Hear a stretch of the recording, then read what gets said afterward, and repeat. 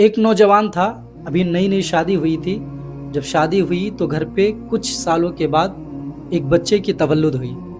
جب گھر میں بچہ پیدا ہوا تو بیوی نے اپنی خواہش کا اظہار کیا، اے میرے شوہر نامدار، میں اس بچے کو عالم دین بنانا چاہتی ہوں، میں اس بچے کو عالم دین بناؤں گی۔ شوہر نے کہا، اے میری بیوی، اس بچے کو عالم دین نہیں بلکہ میں اس کو انجینئر بناؤں گا۔ وہ فرما بردار خاتون، اس نے کہا، کوئی بات نہیں، آپ جو فیصلہ کریں گے بہتر کریں گے۔ وہ خاتون کہتی، آپ اس بچے کو انجینئر بنائیں۔ وقت گزرتا جاتا ہے، کچھ سالوں کے بعد پھر گھر میں بچے کی تولد ہوتی ہے، گھر میں بچہ پیدا ہوتا ہے۔ بیوی نے پھر اپنی خواہش کا اظہار کیا، اے میرے شوہر نامدار، میں اس بچے کو عالم دین بناؤں گی۔ جب اتنا کہا، شوہر نے کہا، اے میری بیوی، اس کو عالم دین نہیں، اس کو مجھے ڈاکٹر بنانا ہے۔ بیوی نے کہا، کوئی بات نہیں، آپ جو فیصلہ کریں گے بہتر کریں گے۔ وہ خاتون پھر مان جاتی ہے۔ یہاں تک کہ کچھ سال اور گزرتے ہیں۔ جب کچھ سال گزرا تو پھر گھر پہ بچے کی تولد ہوتی ہے، پھر ایک بچے کی ولادت ہوئی۔ اب بیوی نے کہا، اے میرے شوہر نامدار، میں اس بچے کو عالم دین بنانا چاہتی ہوں۔ شوہر نے کہا، کوئی بات نہیں، اگر تیری دل کی خواہش ہے تو اس بچے کو تو عالم دین بنا۔ میں نے بڑے والے بیٹے کو انجینئر بنانے کا فیصلہ کیا، اس سے جو چھوٹا ہے اس کو میں نے ڈاکٹر بنانے کا فیصلہ کیا، کوئی بات نہیں، تو اس کو عالم دین بنا۔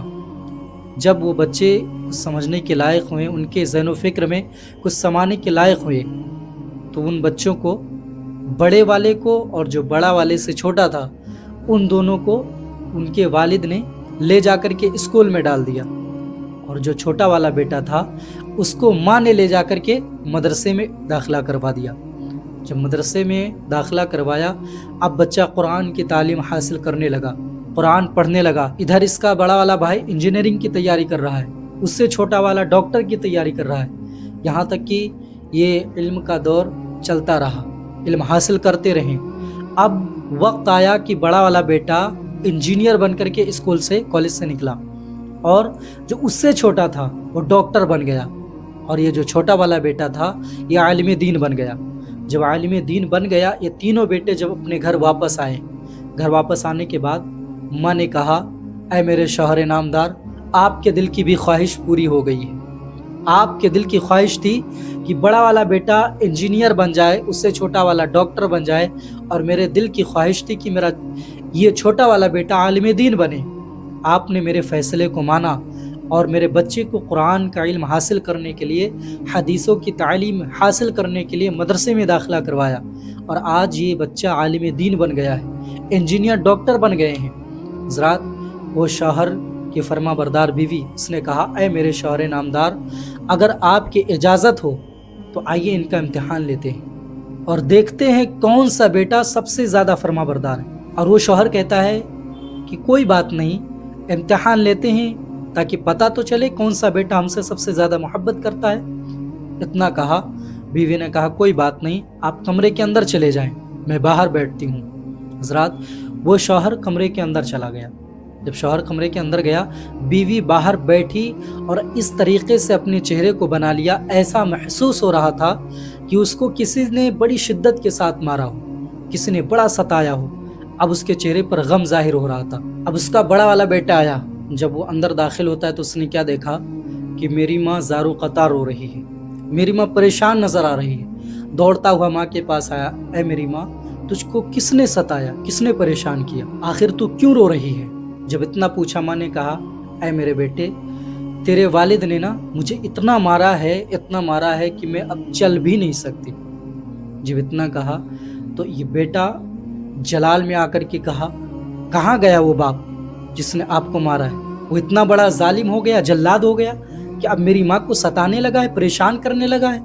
اتنا کہا، جب باپ کمرے کے اندر بیٹھ کر کے ان باتوں کو سنتا ہے تو اس کا جو کلیجہ تھا وہ پھٹ جاتا ہے، سوچنے لگتا ہے، یار، جس بیٹے کو انجینئر بنانے کے لیے میں نے ساری دقتوں کو برداشت کیا، میں نے بہت ساری مشکلوں کا سامنا کیا، آج وہی میرا بیٹا مجھ سے مقابلہ کرنے کے لیے تیار ہے، آج وہی میرا بیٹا مجھ سے لڑنے کے لیے تیار ہو گیا۔ حضرات، باپ من ہی من میں سوچنے لگتا ہے۔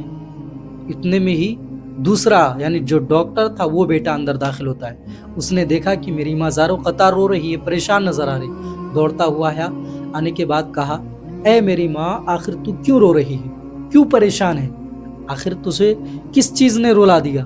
اتنا کہا ماں نے کہا بیٹے کیا بتاؤں, آج تیرے باپ نے مجھے بہت مارا ہے, اتنا زیادہ ستایا, اتنا زیادہ پریشان کیا ہے کہ میں شاید چلنے کے لائق نہیں ہوں.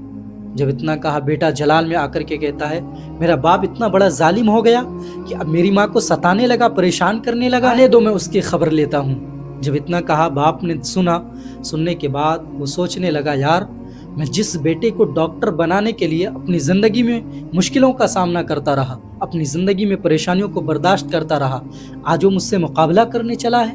حضرات اتنے میں ہی جو بیٹا عالم تھا وہ اندر داخل ہوتا ہے. جب اندر آیا تو اس نے کیا دیکھا کہ ماں پریشان ہے, رو رہی ہے. ماں کے پاس دوڑتا ہوا آیا, اے میری ماں آخر تجھے کس نے رولا دیا, کس نے پریشان کر دیا, آخر تو کیوں رو رہی ہے, وجہ کیا ہے.